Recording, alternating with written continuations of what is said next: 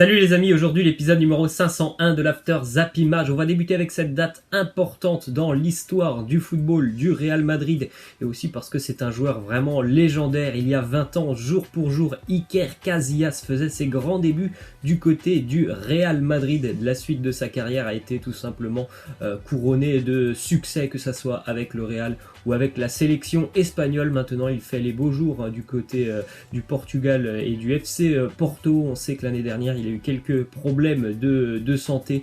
On lui souhaite bien évidemment de pouvoir continuer à être présent sur les terrains. Une autre date aussi dans l'histoire du Real Madrid et de la Liga en général. Il y a 4 ans, là aussi, jour pour jour, Cristiano Ronaldo inscrivait son 230e but en Liga.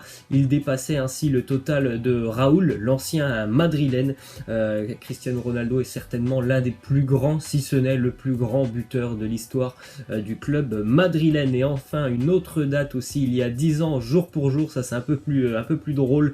Emmanuel Adebayor qui marquait face à Arsenal à l'Etihad Stadium lorsqu'il évoluait du côté de Manchester City. Il avait alors traversé le terrain en courant pour aller célébrer devant les supporters des Gunners. Vous pouvez retrouver la vidéo sur YouTube bien évidemment, c'est totalement hilarant. Il a fait un sprint sur toute la longueur du terrain pour aller célébrer devant ses anciens supporters d'Arsenal et vous voyez cette image assez magnifique. Il y a une chaise qui est devant lui parce que les supporters d'Arsenal étaient tout simplement hystériques de le voir célébrer devant eux. Donc il y a eu des chaises de balancer et les supporters avaient envie de rentrer sur le terrain pour en découdre. C'était assez marrant comme célébration de la part de Emmanuel Adebayor. Ensuite, une déclaration du côté du LOSC, Benjamin André, le nouveau milieu de terrain lillois, qui nous parle de son choix. Il nous dit: j'ai 29 ans, c'est une opportunité exceptionnelle pour moi de pouvoir jouer en Ligue des Champions. Lille est le premier club qui m'a contacté, c'est le seul club où j'ai rapidement senti que tout le monde me voulait, ça a vite marché et matché, le feeling est passé, tant mieux pour Benjamin André. Il est vrai que il aura peut-être pas d'autres opportunités d'évoluer en Ligue des Champions. L'année dernière il a connu l'Europa League avec le Stade Rennais, là ça sera certainement la Ligue des Champions avec le LOSC.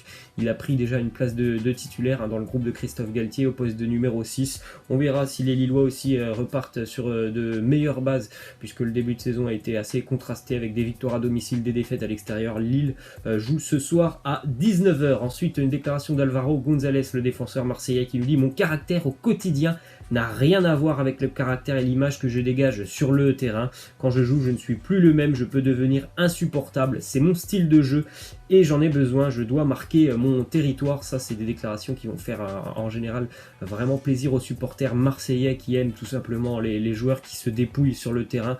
Et ce qu'on voit pour le moment d'Alvaro González en ce début de saison, c'est plutôt intéressant et rassurant aussi pour la défense marseillaise qui a connu quand même beaucoup de problèmes depuis 2-3 ans.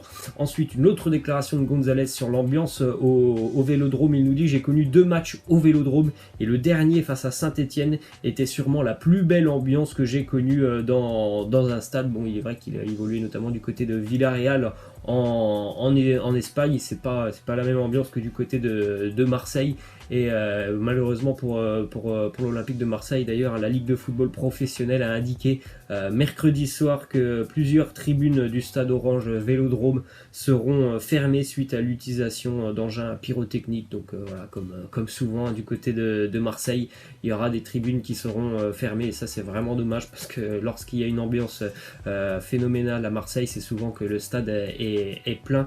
Et malheureusement ces dernières saisons, il y a eu beaucoup de fois où le stade de l'Olympique de Marseille avait des tribunes qui étaient fermées. Et ensuite on peut jeter un petit coup d'œil aux 11 des joueurs libres français, donc des joueurs qui sont sans club, sans contrat. Peut-être que ça va donner d'ailleurs des idées à l'Olympique de Marseille qui a perdu Florian Thauvin. Donc vous pouvez faire un petit arrêt sur image.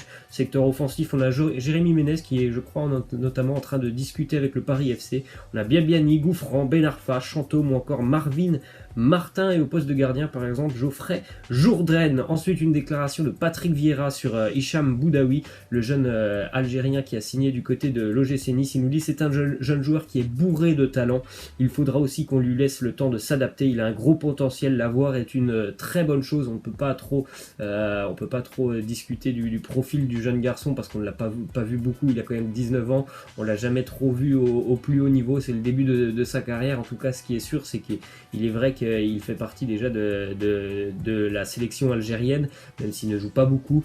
En tout cas, c'est un joueur qui a beaucoup de qualités techniques pour un milieu de terrain. Ensuite, une déclaration de Dani Alves qui nous dit: j'avais plusieurs options après la Copa América, mais aucune ne m'offrait ce que je voulais, la stabilité pour lutter pour une place pour le mondial 2022. J'ai eu la possibilité de revenir à la Juve et même aussi celle de retourner au Barça, et pourtant il a choisi de retourner au Brésil, à Sao Paulo.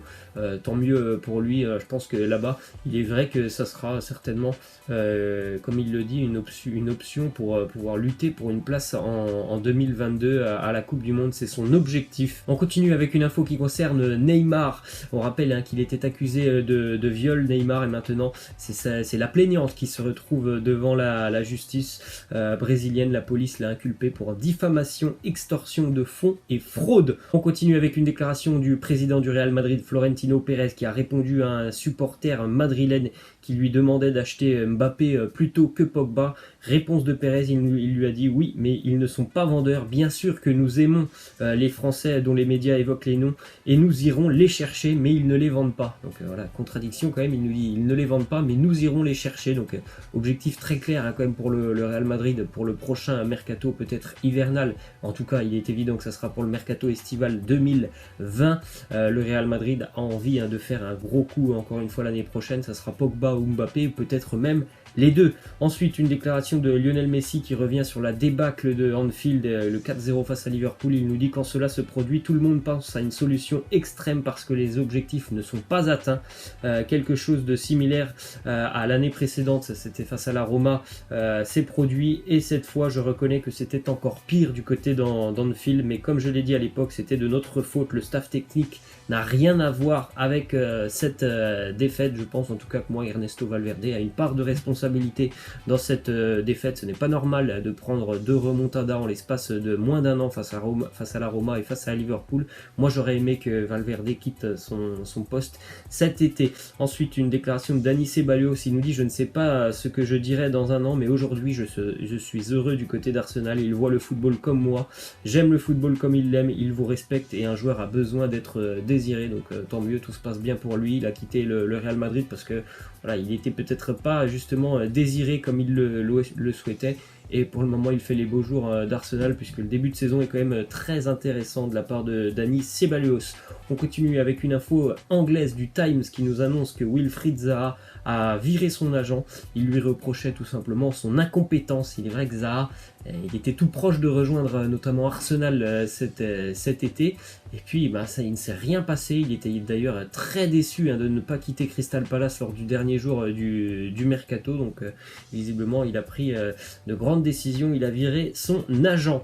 Ensuite, une déclaration d'Arsène Wenger qui nous parle de Manchester United. Il nous dit: quand vous voyez Man U, c'est l'exemple du potentiel, mais ils n'ont pas trouvé la voie du collectif. Peut-être que ces joueurs ne sont pas assez matures pour supporter le jeu d'une équipe comme Manchester United.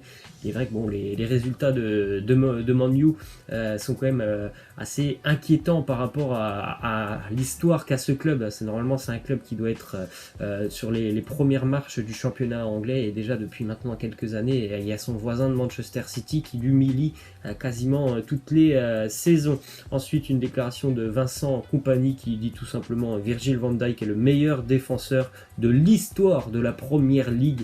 En tout cas, c'est sûr que c'est l'un des meilleurs défenseurs actuellement au monde. Après, sur l'histoire de la Première Ligue, il y a quand même eu des défenseurs, notamment à la grande époque d'Arsenal, qui était là aussi très très fort. Ensuite, une déclaration de Lionel Messi sur le Ballon d'Or. Il nous dit: est-ce que je suis favori pour le Ballon d'Or? Je ne sais pas, j'ai toujours dit que c'était secondaire, et ces derniers temps, ce sont les résultats collectifs qui priment, et ce n'est pas une mauvaise chose. En plus de ça, il a avoué certainement que lui préférerait largement, par exemple, remporter la Ligue des Champions que le Ballon d'Or cette saison. Le Barça est quand même à la recherche de cette Ligue des Champions. Ensuite, une déclaration de Michael Zorc, directeur sportif du Borussia Dortmund, à propos de la prolongation de Rafael Guerreiro. Il nous dit: nous avons un accord entre le club et le joueur à propos d'une prolongation jusqu'en 2023, et je suis à peu près sûr que nous pourrons le faire. Tant mieux, là aussi c'est un joueur de qualité, et Dortmund a eu quand même du mal à le conserver cet été. Il y avait beaucoup de rumeurs, notamment du côté du Paris Saint-Germain, ils ont réussi à le conserver, Raphaël Guerreiro, et ça c'est tant mieux, donc certainement prolongation pour lui. Une info aussi qui concerne la Juventus Turin, et on sait depuis quelques semaines que Maurizio Sarri, l'entraîneur, est victime d'une pneumonie. Il devrait cependant être présent et être de retour sur le banc turinois ce week-end pour le match face à la Fiorentina. Un déplacement assez compliqué quand même pour la Juventus qui se rendra donc du côté de Florence pour affronter l'équipe de Franck Ribéry. Et on va terminer avec cette info qui concerne Patrice Evra. Il a débuté sa formation pour devenir entraîneur et il commence celle-ci en faisant partie du staff encadrant des U18 de Manchester United. Donc préparez-vous, peut-être que Patrice Evra deviendra entraîneur dans quelques années. Voilà, c'est la fin de cet After Zap Image. J'espère que ça vous aura plu. Moi je vous laisse et je vous dis à la prochaine. Ciao.